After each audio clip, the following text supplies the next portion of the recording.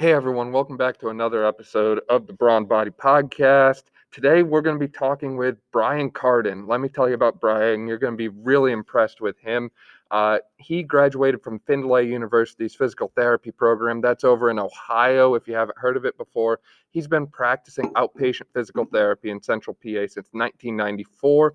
He received his pedorthic training at Temple University's School of Podiatric Medicine, and he's currently the president and CEO of Cardin Miller Physical Therapy, which has 4 locations in central Pennsylvania. They provide state-of-the-art 3D imaging to help create customized foot orthotics, in addition to providing full-service outpatient orthopedic physical therapy.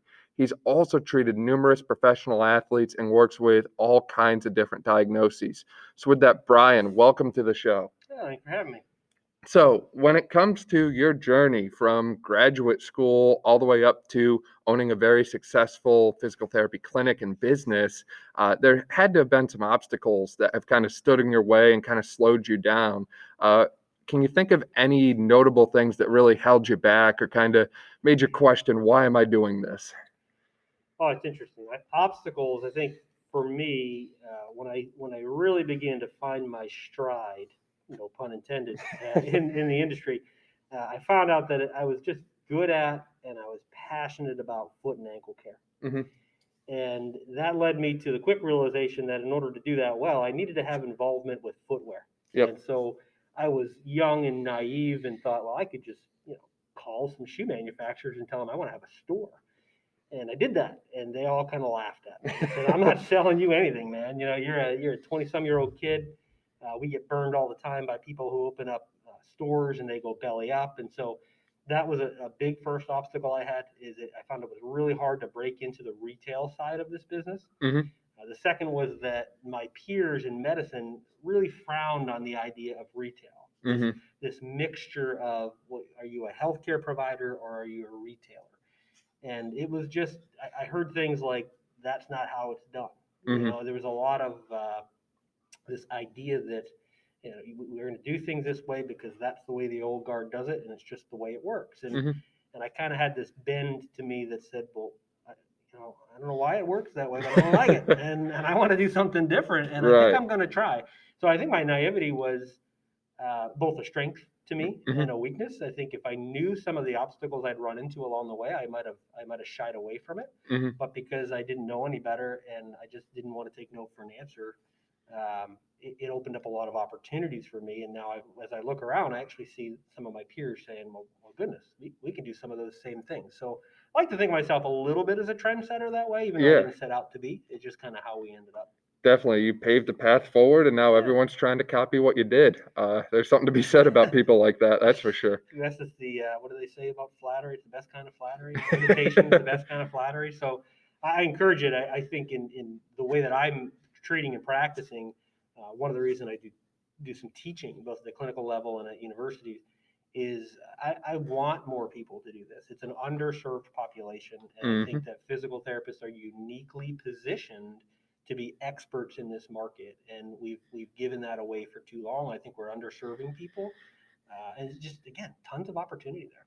For sure. Now, with that too, obviously there's no business classes in PT school. So how did you kind of pick up the business and marketing side of things as you go? Because obviously when you start a business, you don't have all the time and resources and energy that you need to make it perfect by any means. Yeah, for sure. There is absolutely. When I was in PT school, I think we had one general business class. Mm-hmm.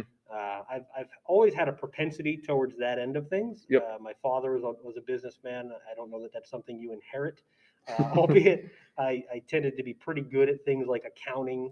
When I was in undergraduate school, I worked in a bookkeeping area, so I had some luxury of having that basic accounting math kind of under my belt. Mm-hmm. I'm going to go back to the same thing. I was ambitious enough to realize that I couldn't step into this like it was just a healthcare practice. Right. And I saw many healthcare providers who were great providers fail at business because they didn't run their practice like a business. Mm-hmm. And so I was fortunate to find some peers, some mentors who were willing to give me some great advice. I got heavily involved with the private practice section of the American Physical Therapy Association. If you are a young clinician or somebody stepping in and you're thinking about starting a business, get involved with that private practice section. There are people who have been doing this for decades who are more than willing to mentor people and grow them up. There's a section of that agency called the peer-to-peer section. Got involved with that several years back. And at that point, I'd already been fairly successful in business, but met other people who were, quote unquote, more successful, larger scale, Right. and was able to just kind of pull and garner experience from them. They were just willing to give and take back and forth. So it's a little bit of, you just got to get out there, put yourself out there, and realize the business side is something you're going to need. Yep. If you're not going to do that yourself, then you need to parallel with somebody who's going to take care of the business side, because you can be great at what you do clinically, but if your business cannot sustain, it will crumble. And it's sad to see when that happens to great healthcare providers. No, for sure. And I was actually going to ask you about that, because I know your business is a partnership. You have another partner who helps run everything with you. So I was wondering if you could kind of break down the dynamic that you two have used to be successful so far. Yeah, we kid around and say that my business partner is my work wife, right? Partnerships are like a marriage. There's going to be good times, there's going to be bad times, but there has to be trust, and you got to know the lane that you're in. Trust that the person that's going to own that lane and run it well. I've been blessed and fortunate to have a partner that we've grown our trust. We were young men when we started this. We're older now. We've got families. We've lived a lot of life. We definitely both come to the table with different skill sets. Right. And, my skill set and my responsibility in our clinic has, over the last 4 to 5 years, really moved towards the business development side. It's what I'm good at. It's what I've spent more time learning over the years, where his skill set has moved more towards the marketing and outreach side. He's gotten very involved in marketing and growing our business that way. And then both of us have really kind of taken our years of clinical experience and said, to be as impactful as we can be, we need to be able to take what we've learned and developed over the years and push that to the next generation of clinicians that we're going to grow up. So, I can be in the clinic for 10, 15 hours, and 15 would be long, 10, 12 hours a day, and impact the number of people in front of me. But if I can create 4 or 5 other clinicians who can do what I do, I've now spread that to where I can make a bigger impact. And both Steve and I have really embraced that in our business, is that our job is to create a sustainable business that allows us to mentor up young clinicians such that we can scale this thing to be more impactful. Right. It's sort of leaving a legacy, so to speak. Yeah. So when you decide to, dare I say, hang up your hands, that's not the best term, but kind of step away from physical therapy, if such a thing is even possible, that someone else is going to carry on the success that you've built up and worked so hard for. Sure. Now, you've also got a unique approach to business in that you own multiple pieces, not just the PT clinic and the retail side, but you also produce and manufacture a lot of your own orthotics.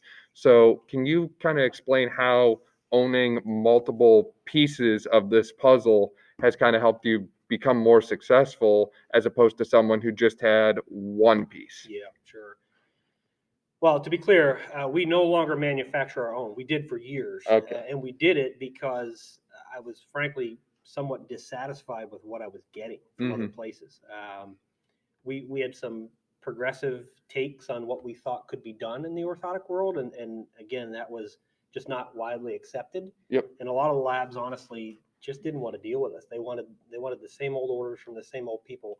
And so we thought, well, let's just bring this in-house and do it ourselves. Yeah. And so that was phenomenal for us for a number of reasons. One, getting a real understanding from the ground up, right? So not to, as they say, just to really go from the ground up, understanding what all goes into developing the product that's going to be the most impactful as possible. The second was that it removed a lot of limitations for us. So we were no longer limited by trying to communicate to a lab. It was all there. And that was great.